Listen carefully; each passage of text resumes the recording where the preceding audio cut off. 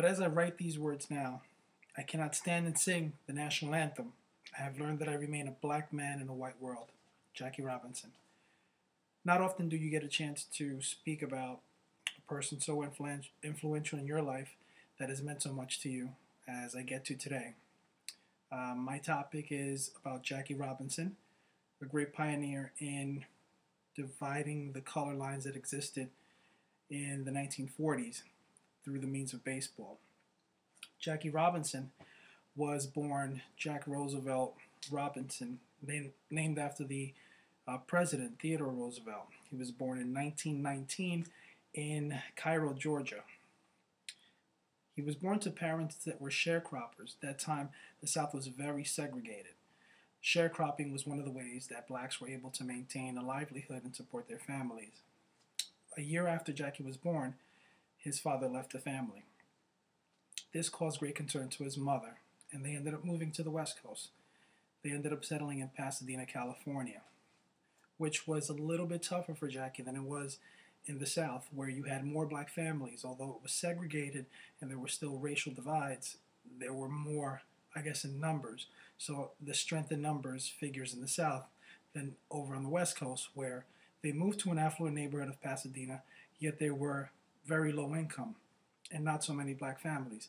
Jackie had a very tough time growing up when he was younger. There weren't that many sports available to play, and obviously the racial divide still existed. He was able to attend the University of California, 1939 through 1941, and he excelled rapidly, mostly in sports. He was a very bright man, but excelled incredibly in sports, lettering in track, football, baseball. And in all those sports, although he excelled, he didn't get the acknowledgement that the white kids got. So he ended up participating in sports only for black players. Again, at that time, unfortunately, that was the way of the world, and things were seen through different eyes. Eventually, Jackie was unable to complete school, and in 1941, he had to leave 3 months prior to graduating with a bachelor's degree to find employment. This is where he met his wife at UCLA. His wife actually left with him. She was able to finish school. Jackie ended up going to Honolulu in search of work, where he became a football player, out of all things. He played professionally for the Honolulu Bears of the Pacific League Coast. He couldn't play in the NFL because at the time the NFL was not fully integrated. Blacks were not allowed to play. So Jackie went with what he thought was great, which was a sport he can excel and make money to provide for his family. He ended up moving to Honolulu with his wife, or actually his fiancée at the time. Short of 1941, he played a very good season. Came the war, and Jackie ended up being a soldier in the Army. Again, excelling through everything. Very bright individual. A good story from the war, just to show the racial divide that still persisted at that time was Jackie applied for officer candidate school, and because he was black, basically the Army drugged their feet, and they lost his application for 7 months. Finally, through an acquaintance, Joe Louis, the boxing champ, Joe Louis petitioned the Army, and they finally allowed Jackie to become an officer. Well, Jackie stood in the Army, and one day had to take a bus to travel through an Army base. When he got on the bus driver, who was a soldier as well, told Jackie to get to the back of the bus. Very similar incidences at the time. Jackie refused. Unfortunately, in the Army, it's unacceptable. So Jackie was court-martialed. The counts were finally dropped, or not dropped, they became lesser charges, and he was not court-martialed and taken out of the Army. He was just moved to a different unit. The unit, again, being an all-black unit. Eventually, he left the Army honorably, which was good, and decided again to look for work. In 1945, he decided to join the Negro Leagues, the Kansas City Monarchs, at the advice of a friend that he met in the Army. Well, again, Jackie excelled in sports, so this was an easy fit for him. He became a really big player, but not the best player. Jackie was one of the best of the Negro Leagues. The desegregation movement in the Major League Baseball, which was not the Negro Leagues. The Negro Leagues were just a chance for the Negro players to play, where Major League Baseball still hadn't integrated with black players. So the desegregation movement started in the 1940s. A big name in the desegregation movement was Branch Rickey, general manager of the Brooklyn Dodgers. Branch Rickey thought that he would be able to begin the desegregation of baseball and began scouting players in the Negro Leagues. When he scouted players, he was looking for a particular player, not the best player, just a player to fit the role. He wanted the player that did not just excel in baseball, but would be able to take the heat from being the first African American player. He chose Jackie. Jackie was, again, not the best player. There were players like Satchel Paige and Josh Gibson who did not feel good about Jackie going, to say the least. They actually were best friends and stopped being friends when Jackie was chosen to go into the major leagues. But Jackie didn't go right into the major leagues. He was signed to a contract into the minor leagues and played in a AAA affiliate that played in an international league.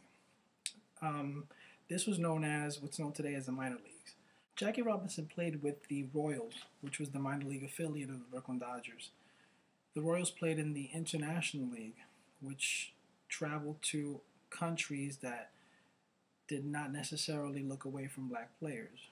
Well, Jackie played in Canada in the International League, where he was met with great acclaim. The Canadians loved Jackie. That particular year, Jackie won single-handedly the championship for the Royals.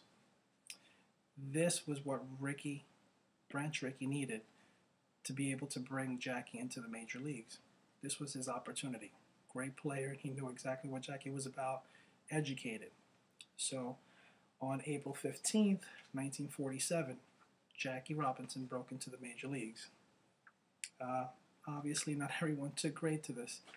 Jackie was ridiculed. He was physically abused. He was mentally abused.